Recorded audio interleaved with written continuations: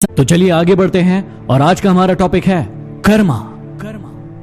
कई बार आपको अपनी जिंदगी में ऐसा लगता होगा कि मैं अपने काम को 100% दे रहा हूं, मैं वो सब कुछ कर रहा हूं जो मुझे करना चाहिए, लेकिन फिर भी वो रिजल्ट्स नहीं मिल पा रहे हैं जो आपको अपेक्षा रहती है। सब कुछ ठीक करने के बाद भी, अच्छा करने के बाद भी आप सफल नहीं हो पाते हो। जानना चाहेंगे कि इसका कारण क्या होता है? इसका सबसे महत्वपूर्ण कारण है आपका कर्म।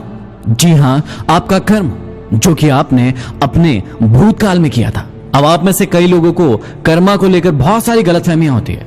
कई बार पता तो होता है, लेकिन हम अनजाने बन जाते हैं। हम सोचते हैं कि शायद ऐसा नहीं होता है, लेकिन कर्मा उसका काम हर जगह करता है और उसका फल भविष्य में हमें दिखाई देता है। कई बार हम उस बंदर की तरह हो जाते हैं जिसे पता है कि आम में से जो गुठली निकली है उसे जमीन में गाड़ने से एक पेड़ निकलेगा जिसमें से आम का फल आएगा।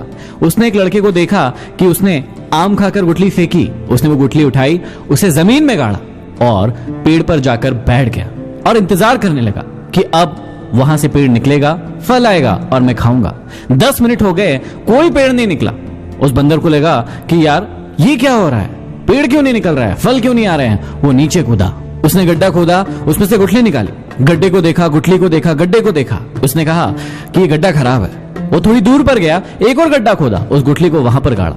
अब इस बार फिर से वो जाकर पेड़ पर बैठ गया और इंतजार करने लगा। सोचने लगा कि अब पेड़ आएगा, अब फल लगेंगे और अब मैं खाऊंगा। इस बार पूरे 20 मिनट इंतजार किया कि पेड़ निकलेगा, उसमें से फल आएंगे और मैं खाऊंगा, लेकिन ऐसा कुछ नहीं हुआ। वो वापस नीचे कूदा और उस गड्ढे को खोदा। अब की बार उसने गड्ढे को देखा, गुठली को देखा, गड्ढे को देखा। उसने कहा कि ये गुठली ही खराब है और उस गुठली को फेंक दिया और फिर से उछल कूद करने लगा। शायद आपको लग रहा होगा कि ये क्या कहानी हुई, ये तो हमें पता है, लेकिन मैं आपको बहुत अच्छे से समझाना चाहता हूं। आपको कहानी जरूर समझ में आ गई, पता जरूर है, लेकिन कहीं ना कहीं आप सभी भी अपनी जिंदगी में इसी चीज को फॉलो कर रहे हैं और उसी कारण आपको रिजल्ट्स नहीं मिल पा रहे हैं। इसे ही कहते हैं रूल ऑफ कर्मा। जी हां, जो कि पूर्णतः जुड़ा हुआ है समय के साथ। अब इस समय और कर्मा के बीच का जो लिंक है उसे समझने की कोशिश कीजिए।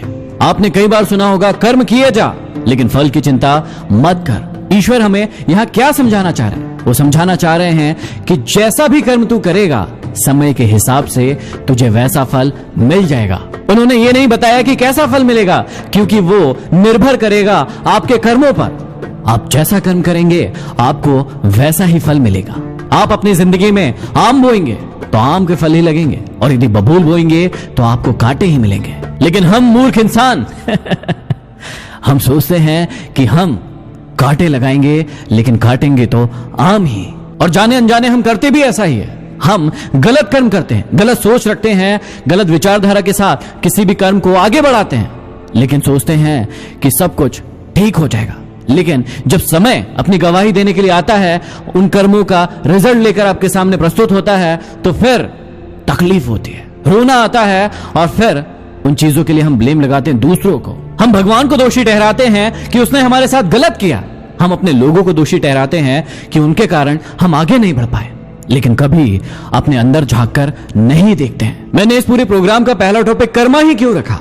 क्योंकि सबसे पहले आपको इस बात को समझने की जरूरत है कि आज के आपके कर्म की नींव ही आपके भविष्य के फल की आधारशिला है। और इस बात को सबसे पहले आपको समझना ही होगा। आपको इस बात को समझने की जरूरत है कि यदि दूसरों की गलतियों को ना निकालकर, खुद की गलतियों को निकालकर उन्हें सुधार कर आगे बढ़े तो जिंदगी में बहुत आगे जाएंगे। तो आज वादा कीजिए मुझे कि बिना किसी चीज के बारे में सोचे सिर्फ और सिर्फ अपने कर्म करने में आज से, अभी से, इसी वक्त से लग